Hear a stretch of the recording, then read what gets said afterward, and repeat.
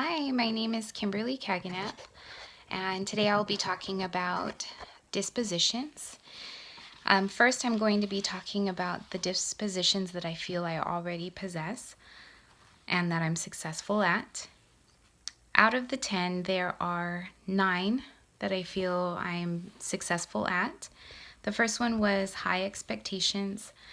I feel that I set high expectations for my students and that their expectations are set towards their own personal goals. I have data chats with my students every month, and we talk about how they're doing in the class so far, and then we set goals for the following month, and then every month we sit down and we revisit those goals to see how they're doing. For respect for the diversity of others, I do a lot of different units on diversity. I do a whole MLK unit, and we talk about, even though people look different doesn't mean that they don't have the same dreams and hopes for the future. I do a unit on wonder for children with disabilities, and we talk about, how could he have been treated differently? How could people be more understanding towards people that may have a disability? For fairness, I have class meetings every month. Every Friday we have class meetings. We sit down and we talk about any problems that arise during the week, and we discuss what are some solutions to those problems. And then the following week we go out and we do the solutions that we came up with. And the hope is that we'll have less and less problems occur every week during our meetings. For professional conduct, I am the PBIS coach at my school, and I work really hard on trying to make sure that we have positive behavior so that we have a very good positive environment to come to school to.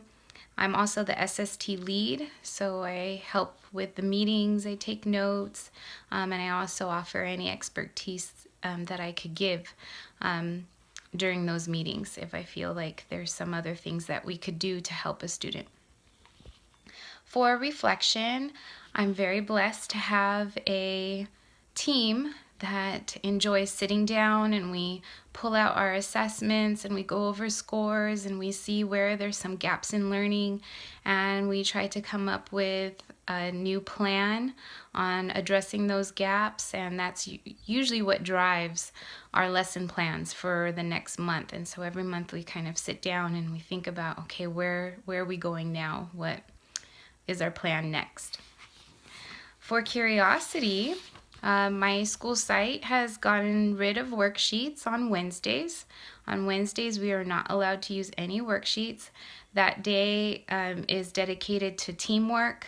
The students are given problems to try to solve as a team. They have to come up with a creative way. They need to communicate. They need to collaborate. So it's really a neat thing to see. For honesty, I'm very honest with my students. Whatever I say that I'm going to do, I usually try to make sure that I follow through.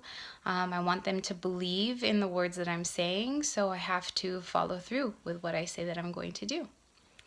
For compassion, one of the things that I do in the morning is I meet them at the door and I greet them. Every single student that walks through the door, I say, "Good morning, how are you?"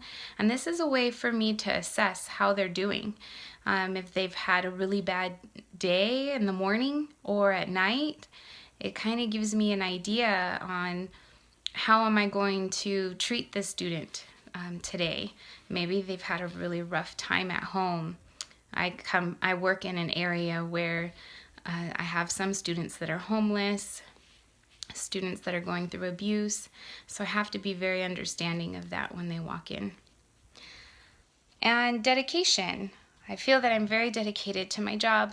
Just like every other teacher, we put in more hours than we're supposed to. We're out constantly trying to come up with new ideas. I'm constantly trying to figure out how could I have done something differently, or how can I better myself? How can I do something better the next time, or where did that lesson go wrong? So I feel I'm very dedicated to my job as a teacher. It's something I wanted to do my whole life, and I love being around children, and I just really want them to be successful and to succeed. For an area that I feel I need to work on, I chose advocacy because there is a component in advocacy that talks about community. And I feel because I'm in an area that isn't always willing to take a step forward and to be very present in their child's lives as far as their education goes. Have a lot of parents that work 2 jobs.